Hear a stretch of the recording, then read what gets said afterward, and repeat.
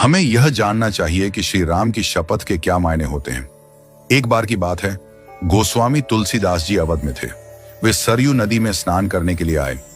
जब वे नदी में उतरकर अंदर की ओर जा रहे थे, उसी समय एक महिला भी वहां स्नान करने पहुंची। उसे जल्दी स्नान करना था। उसने तुलसीदास जी को देखकर प्रणाम किया और कहा, बाबा जी, मुझे शीघ्र स्नान करना अनिवार्य है। आप उस ओर मुख कर नदी में खड़े हो जाइए। आपको आपके राम जी की शपथ है, जब तक मैं न कहूं, आप न पीछे मुड़कर देखेंगे, न नदी से बाहर निकलेंगे।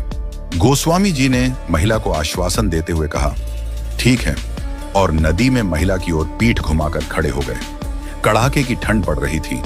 महिला जल्दी जल्दी स्नान करके भागी। जल्दबाजी में वह महिला गोस्वामी जी को पीछे मुड़ने या बाहर निकलने को कहना भूल गई।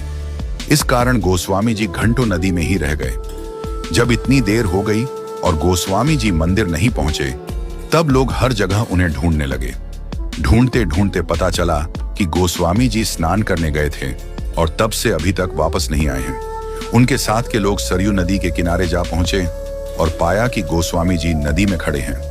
उन्होंने गोस्वामी जी से बाहर आने का आग्रह किया, लेकिन गोस्वामी जी ने मना करते हुए कहा, मैं बाहर नहीं निकल सकता हूं। एक महिला ने मुझसे शपथ ली है, यदि वह देवी मुझे बाहर निकलने को कहेंगी तभी मैं बाहर निकल सकता हूं।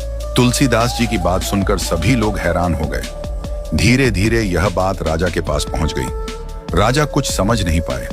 वह शीघ्र ही गोस्वामी जी के पास पहुंचे और उनसे बाहर निकलने की विनती करते हुए कहा, किसी व्यक्ति की शपथ के कारण इस कड़ाके की ठंड में नदी में खड़े रहना स्वास्थ्य के लिए सही नहीं है।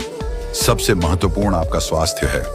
लेकिन गोस्वामी जी ने उन्हें मना करते हुए कहा, मेरे से कहीं अधिक मेरे प्रभु का नाम महत्वपूर्ण है। उन देवी ने मुझे मेरे प्रभु श्री राम की शपथ दिलाई थी।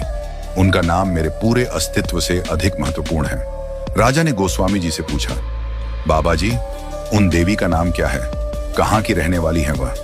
इस प्रश्न पर तुलसीदास जी ने राजा से कहा, मुझे झात नहीं है।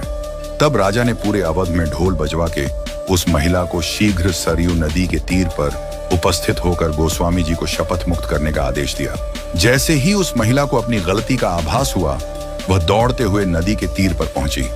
वहां हाथ जोड़कर क्षमा याचना करती हुई गोस्वामी जी से कहने लगी, बाबा जी, अब आप पीछे मुड़ सकते हैं और नदी से बाहर भी निकल सकते हैं। फिर वह कहने लगी, हे बाबा जी, मुझसे बड़ा अपराध हुआ है। मैं दंड की भागी हूं।